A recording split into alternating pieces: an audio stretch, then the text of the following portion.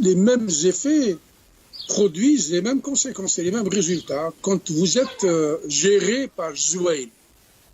C'est ce que ça donne. Vous citiez Alger dans les années 70, et M. Amoura le disait aussi, qu'il faisait mieux vivre à Alger qu'à Paris, c'est vrai. Pourquoi? Parce que nous étions dans l'héritage de l'administration. Il y avait une administration à l'époque. Le verre de taxi, le cinéma, il y a une placeuse ou un placeur qui te met à ta place. Et il y avait Qanoun. Et pour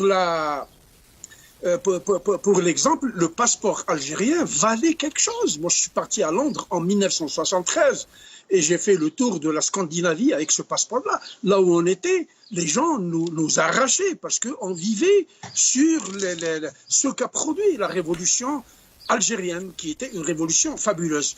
Et aujourd'hui, depuis l'avènement du FLN, commissaire politique de FLN, c'est le culte de la leader qui s'est installé partout en Algérie. Le problème est un problème d'orientation, de politique. Qu'est-ce qu'on veut faire? C'est un problème de gouvernance, ça n'a rien à voir avec les gens. Les gens, vous pouvez les faire marcher comme vous voulez, tant que vous êtes dans un état de droit et où la loi s'applique. Je vais vous donner juste des chiffres. 13 milliards de dollars pour l'armée, 4,1 milliards de dollars pour la police. Le militaire algérien nous coûte exactement 26 000 dollars. L'État algérien, entre guillemets, dépense 26 000 dollars pour le militaire et il dépense 16 000 dollars pour le policier. Il reste 13 milliards de dollars. Par tête d'individu, hein? Par tête d'individu. Oui, par tête de pipe, oui. 45 millions d'Algériens, il reste 13 milliards de dollars à répartir entre eux. Il coûte 288 dollars. L'État dépense 288 dollars pour l'Algérien. Je vous donne d'autres chiffres.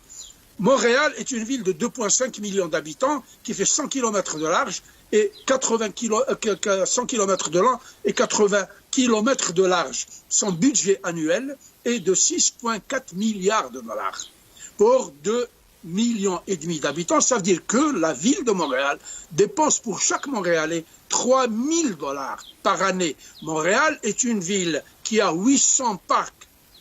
Là où je suis, je sors à 100 mètres, j'ai 2 parcs et 2 piscines et c'est gratuit. C'est gratuit. 800 parcs et 800 piscines municipales, c'est gratuit. Je ne parle pas. Alors, 800 piscines pour Montréal, pour la ville de Montréal. La grande métropole de Montréal. La grande métropole de Montréal, c'est 800 piscines et 800 parcs. Vous voyez, moi, juste derrière moi, vous avez l'impression que c'est un parc. C'est le jardin. C'est le jardin, mon jardin et celui des voisins. Je vous donne encore un autre chiffre. Et vous allez comprendre pourquoi cette dérive et ce sous-développement volontaire qui nous est imposé par le Zouaïd depuis 1962. On n'a jamais voulu investir dans le véritable développement. Parce que l'être humain, c'est quoi? C'est comme un arbre. Vous l'arrosez, il grandit, il donne des fleurs, il donne des fruits. En Algérie, on tue les humains. On ne leur donne pas. Adel Jabbar, je me permets de vous interrompre. Adel Jabbar, avant de donner la parole à Boualem Amoura, comme on est de la même génération, vous vous rappelez qu'avant, quand on était jeune, il n'y avait pas de sachets poubelles. On avait des bidons poubelles très normalisés. Tout le monde avait l'obligation de sortir la poubelle après 19 h et de la faire rentrer avant 6 h du matin. Il n'y avait pas de sachet poubelle. Pourtant, il n'y avait jamais d'ordures dans la rue. Il n'y avait jamais un retard dans le passage de la voirie. On ne sentait jamais de mauvaises odeurs dans nos rues. Et on ne voyait jamais d'ordures ménagères dans les rues. Adel Jabbar, qu'est-ce qui s'est passé? Ce qui s'est passé est très facile à comprendre. On a urbanisé les esprits et on a urbanisé les villes. Aujourd'hui, le maire d'Alger ou de Constantine ou de El Naba, c'est un gars qui est pistonné par le parti de Bengrina ou de je ne sais pas trop quoi. Mais ça n'a rien à voir avec un expert dans la gestion des villes. Ici, nous avions un maire qui a géré la ville de Montréal pendant 10 ans. C'est un expert. Quand il est parti de son poste, il a été recruté par la ville de Pékin. Et regardez comment il a transformé la ville de Pékin, une mégapole qui souffrait de pollution aujourd'hui. Et c'est Pékin, avec tout ce qui lui reste comme déficit en termes d'écologie, d'environnement. C'est une ville extrêmement agréable à vivre. C'est مسألة تاع قراية، مسألة تاع gouvernance. On ne ramène pas un petit copain يولي يدور على العوانت ويولي مد في التيران ويولي بزنس à gauche à droite.